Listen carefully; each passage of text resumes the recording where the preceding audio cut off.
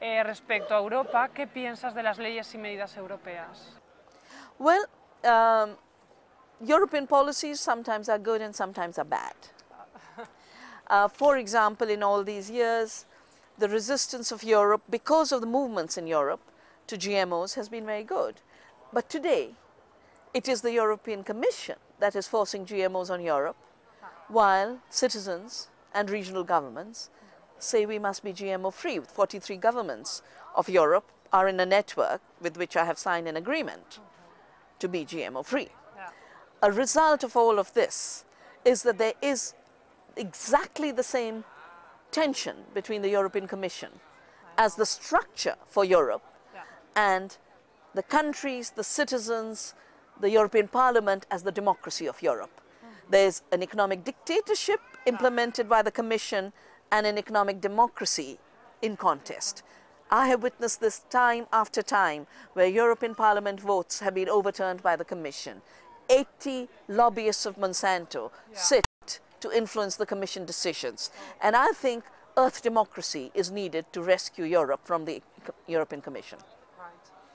Por otra parte, con la actual falta de agua que tenemos, pueden surgir luchas por el control de este líquido. ¿Qué se puede hacer? ¿Qué tenemos que hacer? The problem of water wars, as I've written in my book, Water Wars, can only be solved by making peace with water. Making peace with water means first and foremost recognizing that water is available forever if we live within the limits of the water cycle. If we try and break beyond these limits, then we run out of water. The water crisis is a result of violating nature's limits for water recycling and water rejuvenation. The second very basic principle is that every being, every tree, every worm, every human being has equal rights to water. And these cannot be traded on the marketplace because the market is unequal. Some people are rich on the market and some people are poor. If you leave water distribution to the market, then you'll have lots of water for golf clubs and swimming pools, and you will have no water. In Spain we have this problem. You will, and for tourist resorts, and you will have no water for the animals, for the trees, for the agriculture, for peasants. This is in effect a water apartheid. It creates a division of haves and have-nots around water.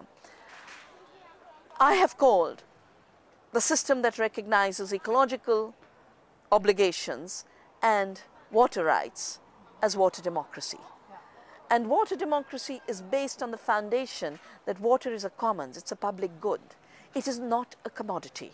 I think the most fundamental error of the human mind in today's world is that everything is a commodity.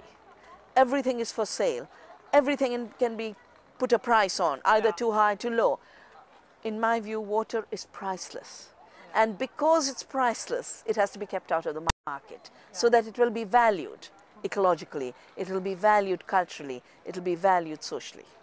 Desde tu punto de vista, ¿qué papel desarrolla la mujer para la preservación y conservación del medio ambiente y del mundo rural?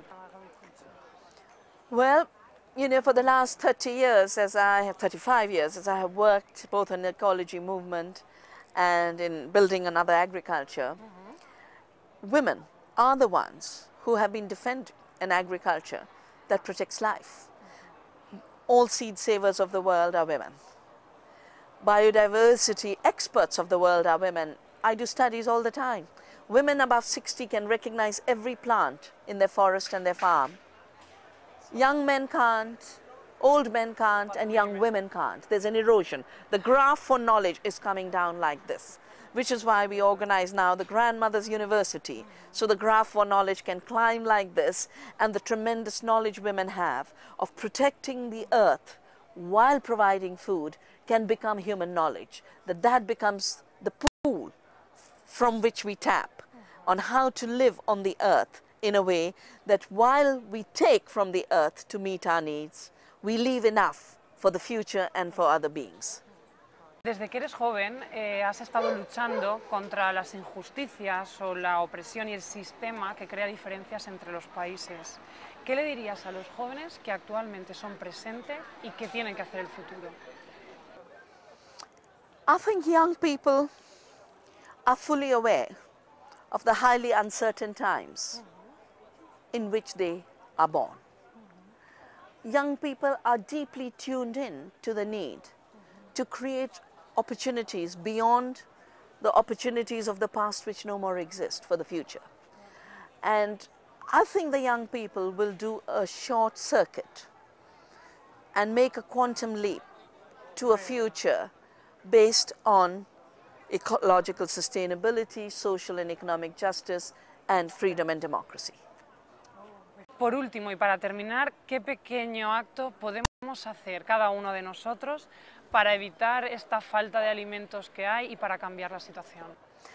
I think every time we sit down to eat, and every time we sit down to drink. Unfortunately, in America, most of the time they stand and walk and eat and drink, but I'm talking about eating and drinking when you can think for a moment. Okay. And when you can think for a moment, just think, where does the food come from? How was it made? Who brought it to you? Who got a share of what you gave for it?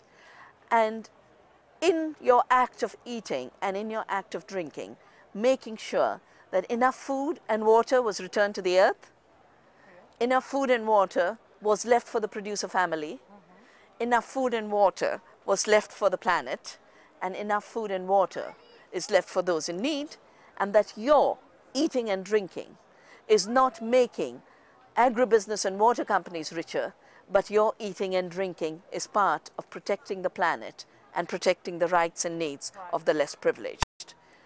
Long ago, when I was a little child, must have been 5 or 6 years old, I wanted a new dress for my birthday, and my mother said, what kind of dress? And I said nylon, you know. In those days, this man-made, horrible man-made fiber, because everyone, all my friends were wearing that. My mother used to dress us in khadi, in hand-woven, hand-spun cloth.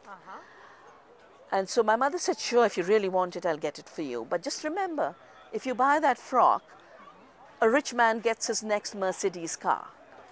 If you get the khadi frock, a poor woman in a village feeds her children that night. You make the decision. And of course, I was not going to buy the nylon frock. I had to get the khadi. I think every day, every one of us has to decide, do we want to make Monsanto and Cargill and Nestle and Suez and Perrier richer? Or do we want to protect the earth and help the peasant and farmer survive? That's right. Thank you very much. Thank you.